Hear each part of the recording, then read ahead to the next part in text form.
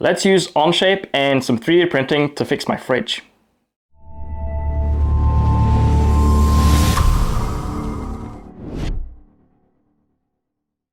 So the handle on my fridge broke. Maybe I'm too strong? I don't know. So I'm just gonna make a new one, and while I'm doing that, I might as well replace the other one. So this is a combo thing. There's two handles, and so I did make this one. It was supposed to be the permanent solution, but I didn't like the design. So this became my prototype. So prototype 1 works. Too bulky, I can make that look way better. And also, I didn't like the white. It just gets dirty. Why is everything white in kitchens? Now, I did design the first prototype. It's more of a sleek, elegant solution, but it was not big enough. It needed to be a little bit bigger. We can fix that. So on the third design, I went with this one. So I used my little notepad and my pen, my calipers, and my rulers, and I actually took some good, decent measurements. I measured the distance between the bolts. I tried to measure the curve here, and then looked at how big are my fingers. Whether you're a professional engineer, a hobbyist maker, or a student just getting started, having the right CAD software makes all the difference. What makes onshape incredible is that it's entirely cloud-based, so it works on practically anything with a web browser, your laptop, tablet, phone, or a Chromebook.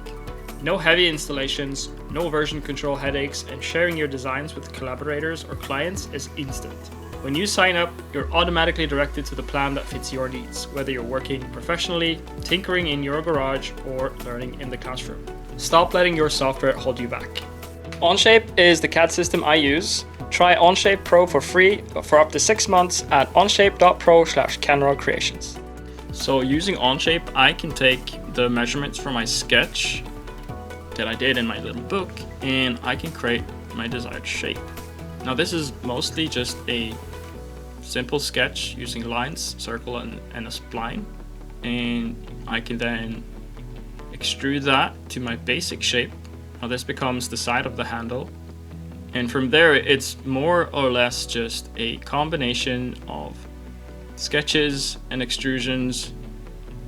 And we do get to a point where I'm doing cuts. So I'm simply making a cut using a simple shape and cutting through my material. And after repeating that a couple of times, I actually get to my desired shape. And then finally, I add some fillets to make it look pretty, and also I hollowed out the center because, well, I don't need all that flat space, and I would prefer to have a good grip on it. Another round of chamfers and fillets, and we are good to go. And this is how Onshape is such a good tool, because it runs on everything. I can do this on my laptop, on my tablet, on my desktop, and I'll always get the great result. So in total, this took less than an hour to go from just my rough little drawing to a model, and then sliced it. I printed it, test fit it, and then mirrored in the slicer, and I got the lower one. So let's head back into the kitchen and get this mounted. This should be a more elegant solution than the white, big, bulky one that I did. And also it should make it so that the bottom and the top matches. So let's put this on.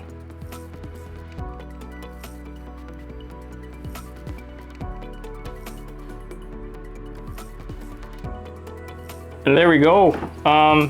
Two fully functional handles, and they look good. We like the color. You might not, but hey, it's 3D printing, so you can just do another filament.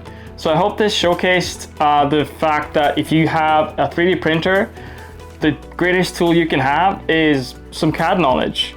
So if you want to get into Onshape, I have a link in the description, and if you don't, then don't that's up to you.